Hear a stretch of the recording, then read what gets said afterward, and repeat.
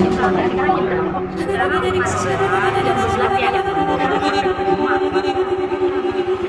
mama, jangan mama marah beta. Dia cuma cium beta. Ayo mama, jangan mama marah beta.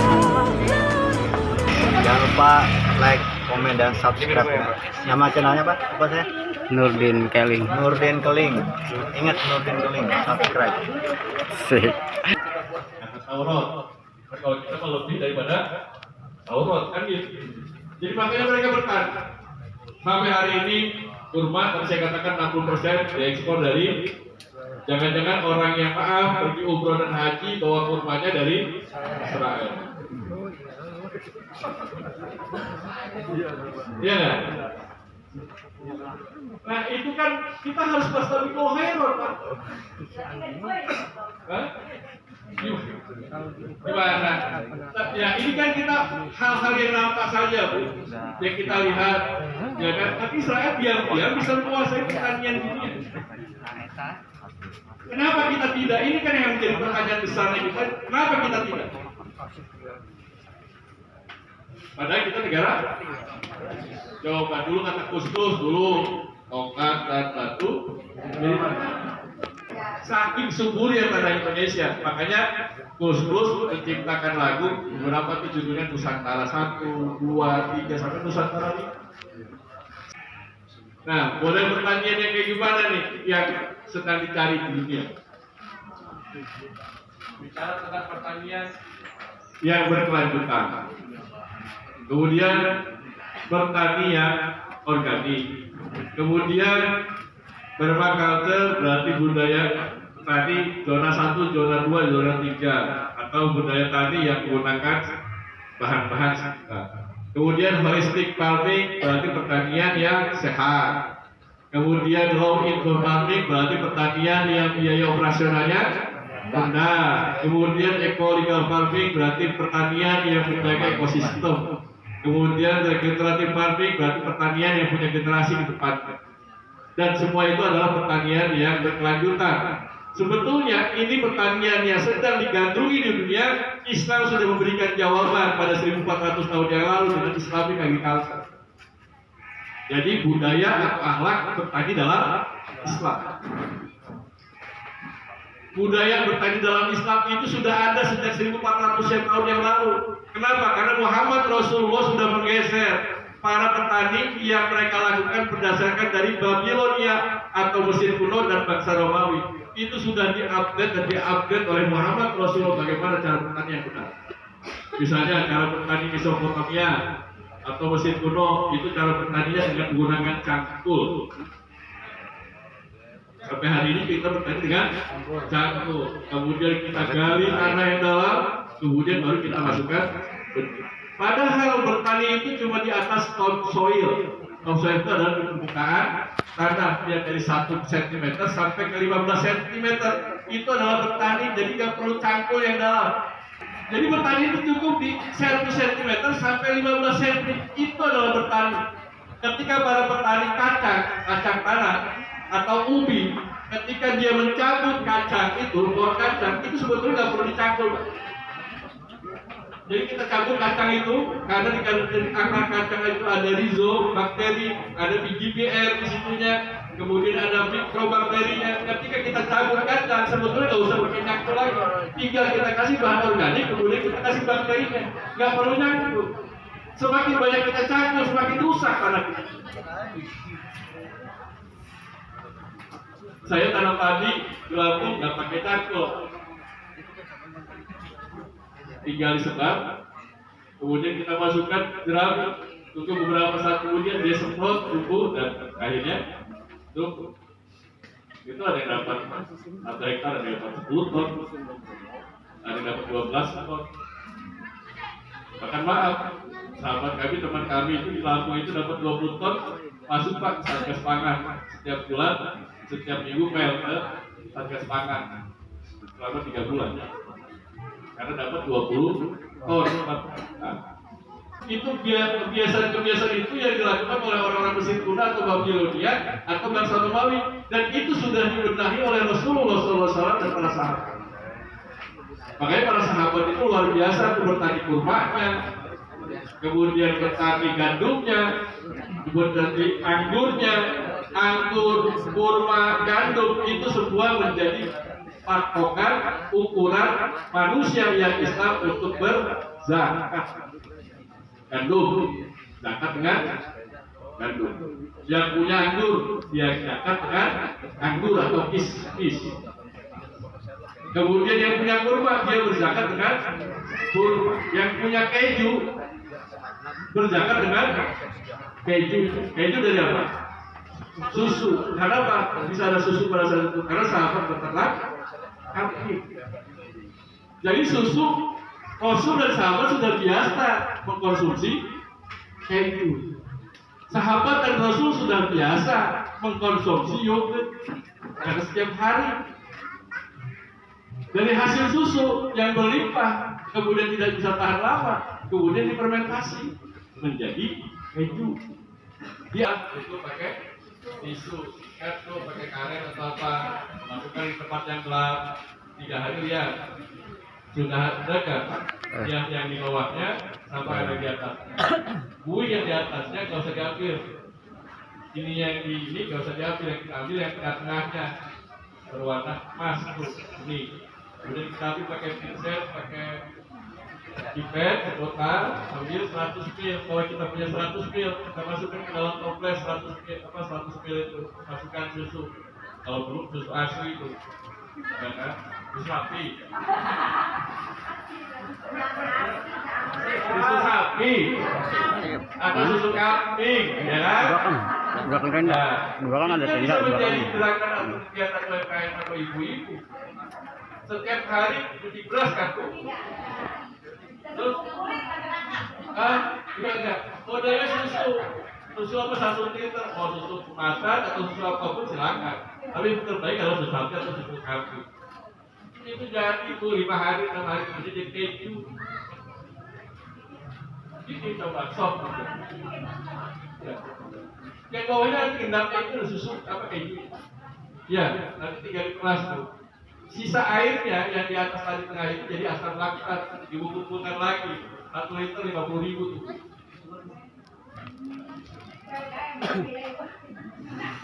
Satu liter bisa dapat 1 liter asam laktat itu bisa mencapai 50.000 ibu jual ya pada petani. Baru asam laktat.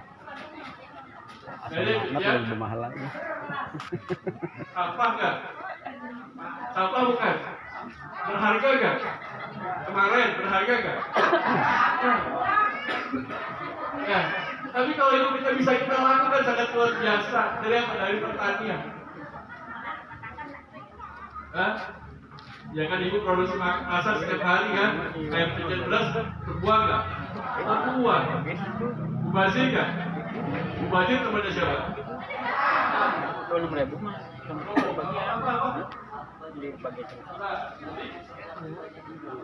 Jadi temannya siapa? Temannya siapa?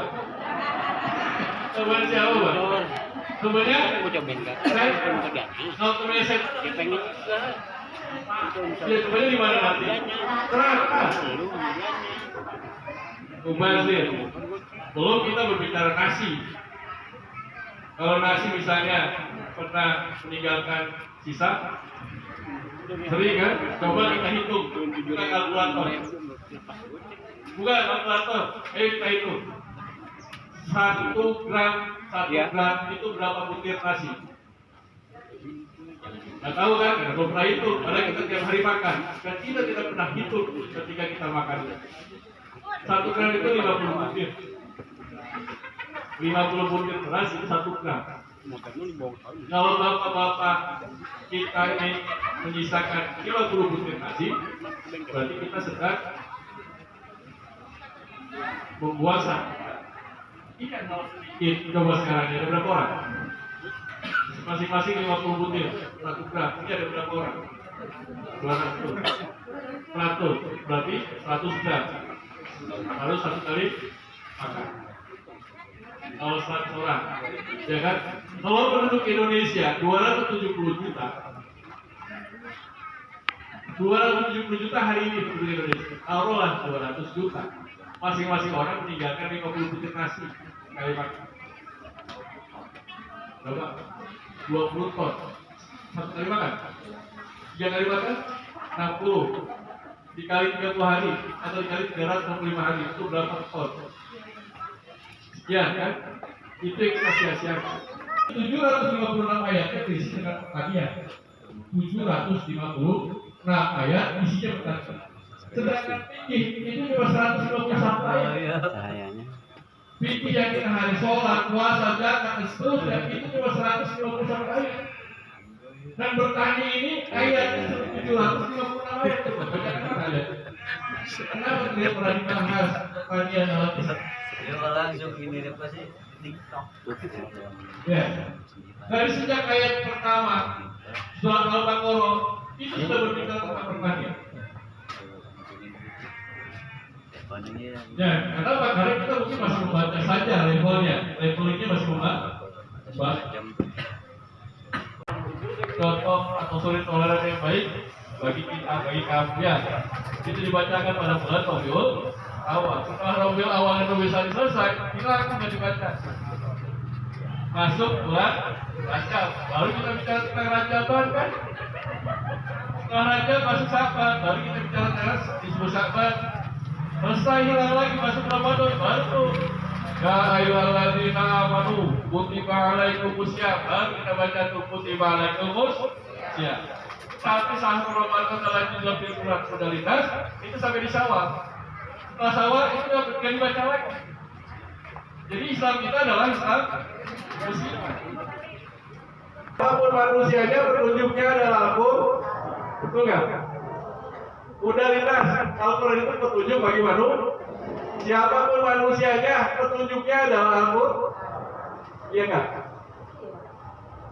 Seluruh manusia. Jadi Al-Quran itu bukan pedoman umat Islam saja. Al-Quran itu adalah huda lintas, petunjuk bagi manusia. Selama dia adalah manusia, berarti petunjuknya adalah Al-Quran. Kalau dia tidak menggunakan Al-Quran sebagai petunjuknya, berarti dia bukan manusia. Setuju? Ada nggak yang tidak mau menggunakan Al-Quran sebagai petunjuknya? Berarti bukan manusia. Kalau dia bukan manusia, berarti petunjuknya bukan Al-Quran. Gitu kan?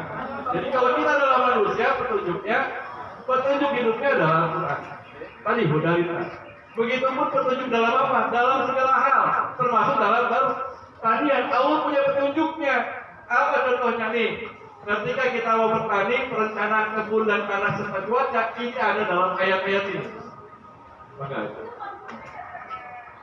jadi perencanaan kebun, kita mau berkebun, ini Allah rencanakan, dan ini Allah telah tuliskan dan Allah firmankan dalam surat Al-Baqarah ayat 265 sampai 266. Kemudian ada surat 25 Al-Furqan ayat 48 dan 49.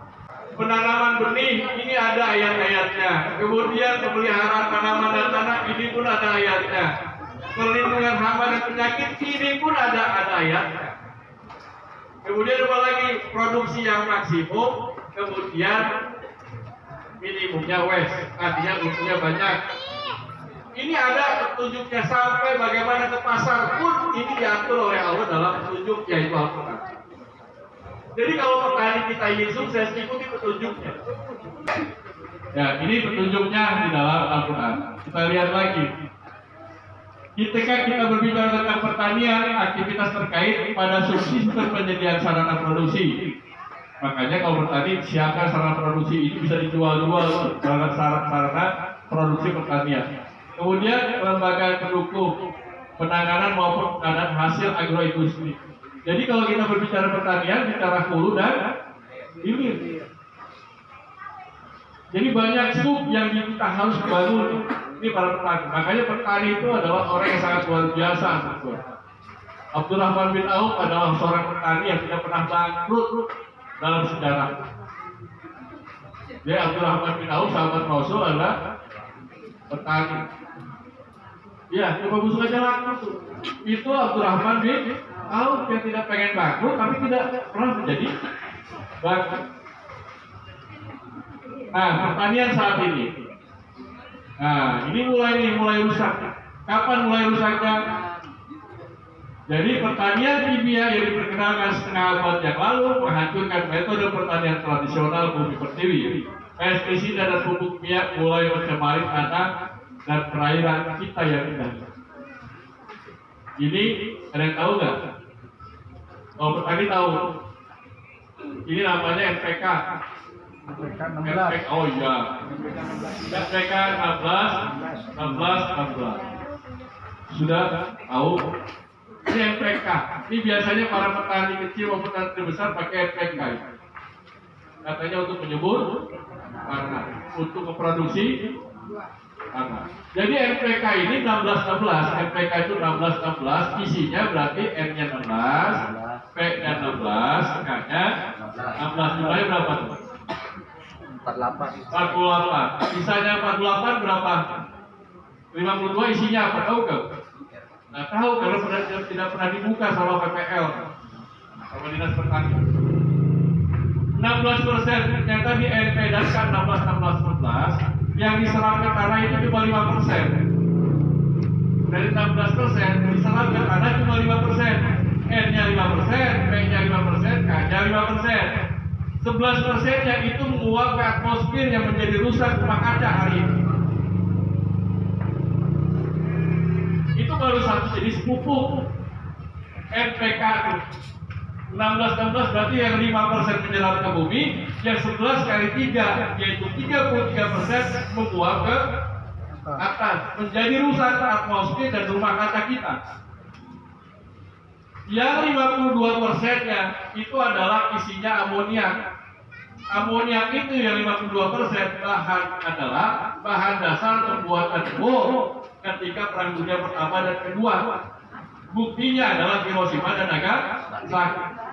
Hiroshima dan Nagasaki kena bom atau pada tanggal 14 1945 itu sampai hari ini tidak bisa ditata. Itu baru jadi satu pupuk.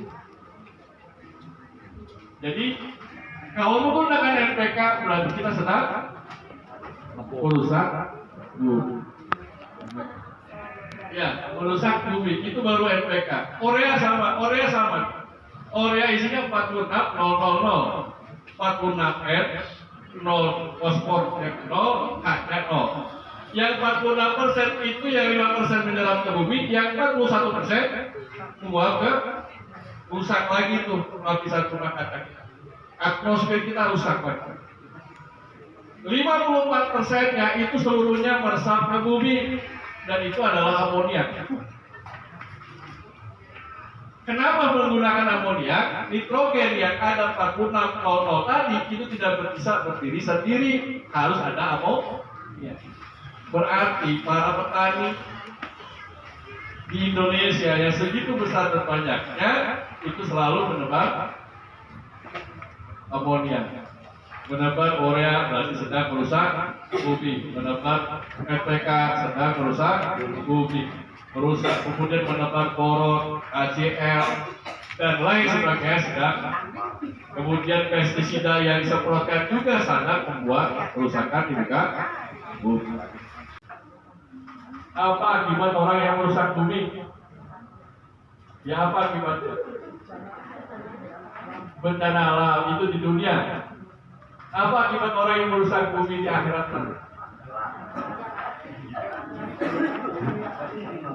Orang yang merusak bumi tadi, yang menebar pupuk, yang membuang sampah sembarangan, ya kan? Ya, yang membazir terhadap makanan, ya kan? Itu kan merusak bumi itu. Nah, orang yang merusak bumi kata Allah dalam surat Al-Qasas ayat 83, Allah berfirman ini, tilkal nadul akhiru naj'aluha lil ladzina la yuriduna uluwan fil ardi wala fasad. Jadi Allah ciptakan negeri akhirat itu bukan untuk orang-orang yang menyombongkan diri dan bukan untuk orang-orang yang merusak bumi. Vaksin ada